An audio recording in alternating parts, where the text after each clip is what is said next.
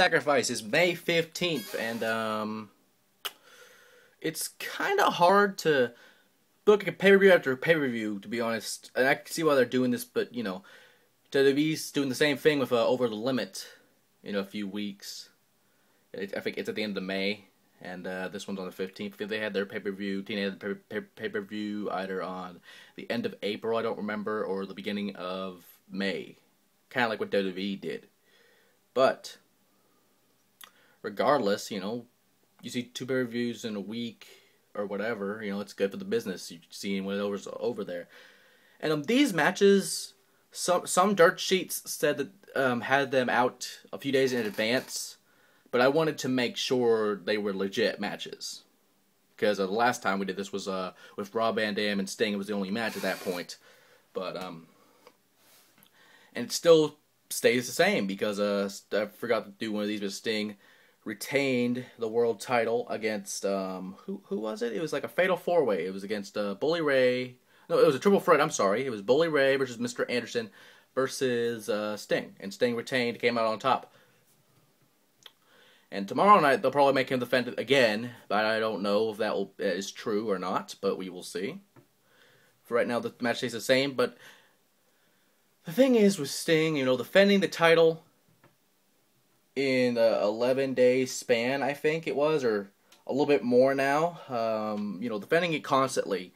Eventually, that will come back to you. Sure, I understand being a fighting champion. The Stinger is a fighting champion like nobody else. You know, it's kind of like when Hogan was champion, be a fighting champion. When personally, any champion should be a fighting champion and try to defend it as most as possible. But that is also a risk we take in this business. In a way, if that keeps happening, it even doesn't matter if you're forced into defending it or you want to defend it because you want to shut this guy up or whatever, or shut this person up or whoever, or shut all these, like, have like a fatal 4-way or have like a fucking ECW type match, the old ECW, not that WWE crap they had with ECW. But if that keeps happening, it's hard to say if Sting will even make it to Sacrifice at this point. Because I don't know, again, if they're going to make him defend the title tomorrow night or not, but we will see. I mean, the edge has to go to Rob Van Dam. I might change my prediction here, but it has to go to Rob Van Dam for right now. Now we're done with the main stuff. But the X Division title's on the line. I completely forgot about this match, but then again, I wanted to check to see if it was there, and it's there. For the X Division title, Kazarian of Fortune defends against Max Buck, who won either an Ultimate X match or... No, it was the Lockdown Elimination style cage thingy. I don't remember the exact name for it, but it was for the X Division thing, and Max Buck came on top. It's finally a one-on-one match for the X Division title, because we've seen triple threats, fatal 4-ways, like we saw before. That cage match could have been for the title, but it wasn't. So we're going to see a one-on-one match. And Lord knows if Fortune will be banned from ringside or not, but Fortune might have a play in this, but it's good. See, there's a difference between a fighting champion and a champion that wants to defend the title, but in a certain amount of time, because you do have that 30-day mandatory defense clause in the champion's contract and just a champion in general, which at times can be used as a crutch. Say, okay, I don't have to defend it forever. But, well, not forever, but you know what I mean. But, you know, at times it makes the champion kind of not worthy of holding the belt. Because I understand, like, if you want to defend the title of pay-per-view, that is fine. But, you know, at least try to defend it at a show or a live event or a house show or whatever. You know, just show you, okay, I have this, now I have 30 more days so I don't have to defend the belt. Or you can defend it whenever. Because again, it's not like the hardcore title, it's not 24/7, but at the same time, as a champion, you have this responsibility of trying to be the champion and acting like a champion. And Kazarian, although he acts like a champion, you have to be active. And I know there was a feud with Fortune and Immortal. That's probably why this was set back for a very long time with the title defenses and all. But that is still no excuse. And hopefully Kazarian, it's not like he has ring rust, but, you know, at the end of the day, the X Division is not about weight limits. It's about opportunity. And for all we know, we could have made him face Matt Morgan for the title. 7-foot dude. We could have made him face Abyss. We could have made him face anybody for the X Division title. Because yeah, it's not about no limits. It's not about weight limits. It's about no limits, and all about opportunity in this division. And that's what makes TNA one of the greatest, if not one of the greatest divisions of all time.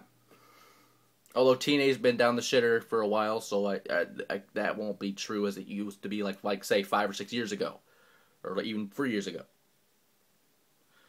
But with Kazarian, I think the experience factor, and let me just tell you, Max Buck has a little bit of experience from Ring of Honor to TNA, but he hasn't been on the singles scene for a while, so I think we'll see Kazarian retain the title, but then again, anything's possible. We could see an upset, but I'm going with Kazarian for sure. The champion will remain the champion.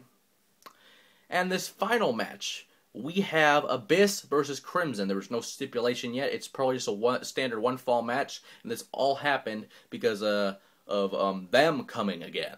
And Crimson... It was the funniest thing when I first saw it. I was talking about it. Because I guess we didn't know who put the bat in Abyss's head, or back of Abyss. Put Janice in the back of Abyss. And he was like walking out with like, he was like gonna give a hug and shit. Like, oh, hi there, Immortal, how are ya? Or some shit. And then he falls down. It's the funniest thing. If you can find it, it's the funniest thing. I laughed so hard when I first saw it. But then, Crimson's the one that did it to Abyss. And he comes out, it's like, Immortal! We're here. It's like, who the fuck are you? Because they don't know who he is. But it was the funniest thing. I swear to God. If you go find it, it's funny. But, and then they've had a feud going on and on for the past few weeks and months. And now it happens on pay-per-view. Honestly, Abyss is Abyss. He's a fucking monster. The odds will go in his favor. But Crimson is an up-and-comer. Crimson has a lot of, I wouldn't say respect from the guys. I mean, he has a little bit, but I mean, I'm impressed by him. I honestly think that Abyss will lose at Sacrifice. And sometimes, you know, Sacrifice, they name it that for a reason, because, in a way, titles have been on the line, but careers have been on the line, masks have been on the line, fucking contracts, whatever. We'll see if the challengers or anyone will make an ultimate sacrifice, like giving up their career, putting their career on the line, or putting their hair on the line, or something, or wrestling naked, or whatever. I don't fucking care as long as that as long as that's the Divas match. I'm fine with that. But and sure, a lot of other people are, but regardless, May the 15th, someone will make the ultimate sacrifice. And we'll see what will happen.